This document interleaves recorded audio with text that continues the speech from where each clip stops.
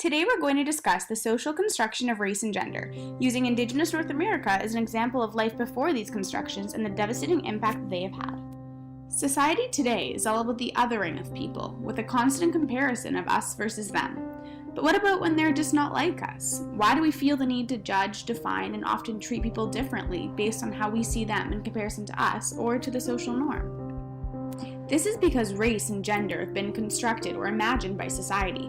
Race has no biological or genetic basis. To explore this, let's go back and investigate the lives and practices of North American Indigenous communities. The Western colonial approach to gender is binary. There is male and female, but many Indigenous cultures across Turtle Island have a very different approach. The essence or spirit of a person was what defined them, not a gender. There were people who were not seen as male or female, but rather as a two-spirited alternative gender. Two-spirit refers to Native Americans who are born with both masculine and feminine spirits in one body. Moreover, two-spirit individuals were traditionally viewed as gifted and spiritual people who were highly respected. Early colonizers were outraged at the sexual ambiguity of the two-spirited peoples, as they did not fit into the Christian gender binary roles and therefore were a threat to the colonizers' Christianity. Now, on to race. Traditionally, there are many accounts of Aboriginal tribes and communities taking in sick or stranded explorers and healing, protecting, and including them in their daily lives. So why does one group include and one group exclude? How can an idea like race and racism be inherent if it's not prevalent in all cultures? Well, that's where social construction comes in. The state of nature, the state that is aligned with Indigenous culture, has been defined and interpreted by various philosophers. For Hobbes, the state of nature is characterized by the war of every man against every man, where the lives of man are solitary, poor, nasty, brutish, and short. According to Locke, however, the state of nature is peaceful, and all mankind are equal and independent. No one ought to harm another in his life, liberty, or possessions. Locke's definition is much more aligned with the reality of Indigenous culture, where all people are treated equally and valued based on their spirit as a person and their contributions to the community. It was actually the colonial society that brought forth the nasty, brutish, warlike conditions described by Hobbes. Need proof? Let's take a look at a quote from Captain Richard Pratt. "The only good Indian is a dead one, and that high sanction of his destruction has been an enormous factor in promoting Indian massacres. In a sense, I agree with the sentiment, but only in this, that all the Indian there is in the race should be dead. Kill the Indian in him and save the man." This idea formed the basis of residential schools, where the two primary objectives were to remove and isolate children from the influence of their homes, families, traditions, and cultures, and to assimilate them into the dominant culture. These objectives were based upon the assumption that Aboriginal cultures and spiritual beliefs were inferior and unequal. Indeed, some thought to kill the Indian in the child. The children were forbidden to speak their language or practice their culture and were forced to practice the religion of the school and were physically, emotionally, and sexually abused.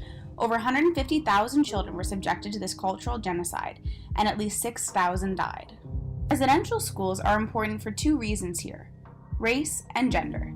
Let's start with race. Residential school curriculum undermined Aboriginal identity. One student said, "They are trying by all means to strip you of who you are as an Aboriginal person." They also referred to Indigenous peoples as redskins, and there are survivor accounts of how residential schools tried to whiten the red skin of children to bleach baths. Aboriginal people as a race were entirely discriminated against, and their race was seen as a problem that needed fixing. And there's even more to say about gender. A major component to settler colonialism in Canada was enforcing European gender norms into Indigenous communities, largely through residential schools. Boys and girls, as well as brothers and sisters, were completely separated in schools. The Truth and Reconciliation Commission recounts how Lena McCabe recalled the expectations for girls and boys there. "And we're not allowed to talk to the boys. One time she came to me. She just about choked me because, my shirt one button was open. She said, 'You want to show yourself to the men? You're boy crazy, your pants crazy,' things like that." Separation of genders had a devastating impact on the children and perpetuated victim blaming and gender-based clothing norms, an attitude still seen today with the victim blaming of sexual assault victims who were asking for it because of their clothing choices. Or, in the case of murdered and missing Indigenous women, some women's professions as sex workers deemed their disappearances unimportant or even unfounded and led to little or no investigation. But back to the separation of boys and girls. Whereas the European settlers had a very clear gender divide between male and female, many Indigenous communities had very different and diverse ideas of gender. So how does this fit into the residential school gender segregation? Walter Williams tells the story of a Navajo two-spirit child who was taken to the Carlisle Indian School in his book, The Spirit in the Flesh. His cousin, Phyllis Rogers, recounts how he came dressed as a girl, so school officials assumed he was female and placed him in the girls' dormitory. Then there was a lice infestation and all the girls were scrubbed down by teachers, so his male genitalia was discovered. Created using Powtoon.